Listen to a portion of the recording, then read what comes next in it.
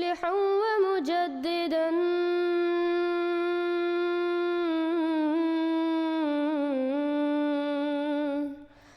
فارنوا بنظر طاهر وجنان.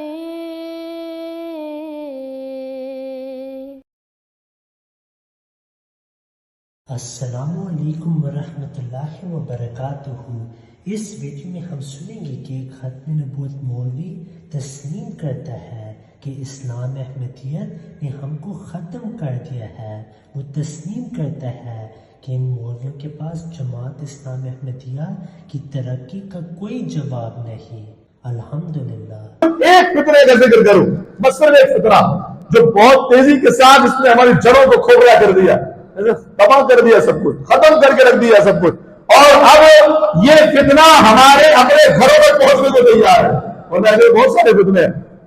میں اس فتنے کے بارے میں کہہ رہا ہوں جس کو ہم فتنہ قادیانیت کہتے ہیں. آپ کی سوچ بھی نہیں ہے، یہ فتنہ اتنی تیزی کے ساتھ ہمارے اندر سرایت کر چکا ہے. ہمارے گرد و پیش میں اتنے مضبوط ہو چکے ہیں. آپ دیکھیں ایجنسیز ہوں، ادارے ہوں، ہر جگہ پر یہ لوگ ہیں اور ان کی بات مانی جاتی ہے. آپ جائیں کسی قادیانی کے خلاف پرچہ کٹوانے کے لیے، آپ جائیں کبھی کسی قادیانی نے عبادت گاہ کھولی اور لاؤڈ اسپیکر لگائے، آپ جائیں FIR کٹوانے، آپ پہ کٹے گی، اس پہ کبھی بھی نہیں کٹے گی. یہ فطرہ اتنی تیزی کے ساتھ ہمارے اندر آیا.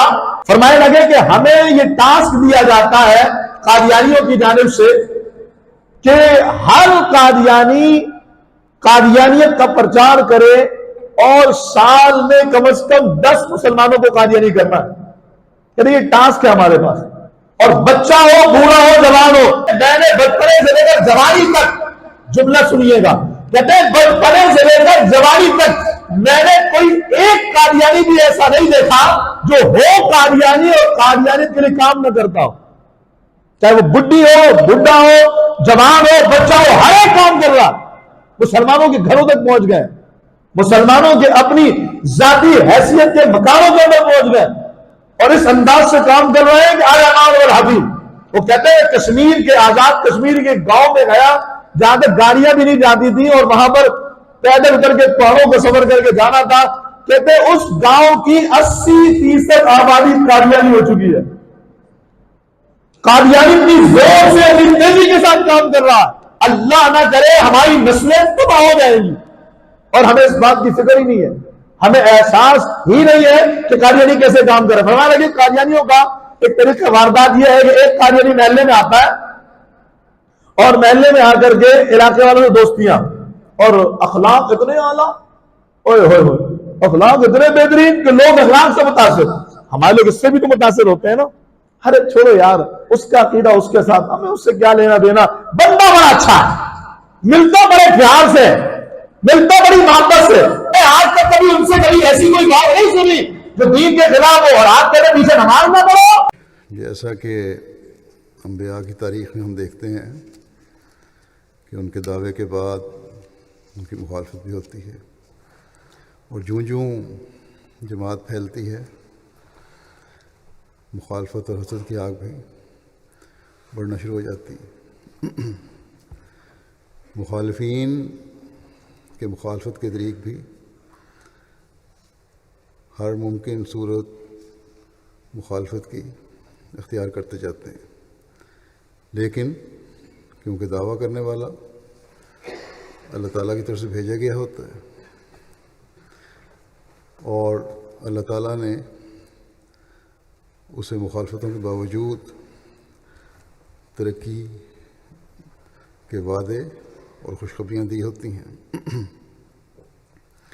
اس لیے کوئی مخالفت ترقی کی راہ میں روک نہیں بنتی اور نہ بن سکتی ہے. اللہ تعالیٰ نے جب حضرت مسیح موعود علیہ السلام کو مسیح اور مہدی بنا کر بھیجا تو آپ کے ساتھ بھی اس سنت کے مطابق سلوک ہونا تھا،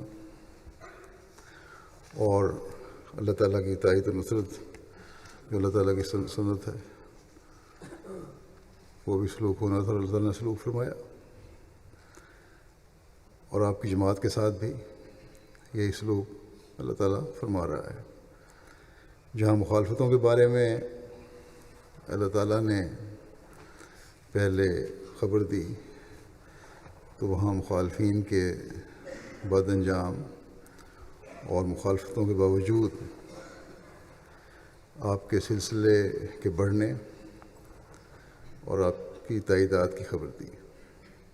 If you have not yet subscribed, make sure to subscribe and click on the bell icon so you can get notifications for every new video. Also make sure to like and comment on the video and follow on Twitter and Instagram.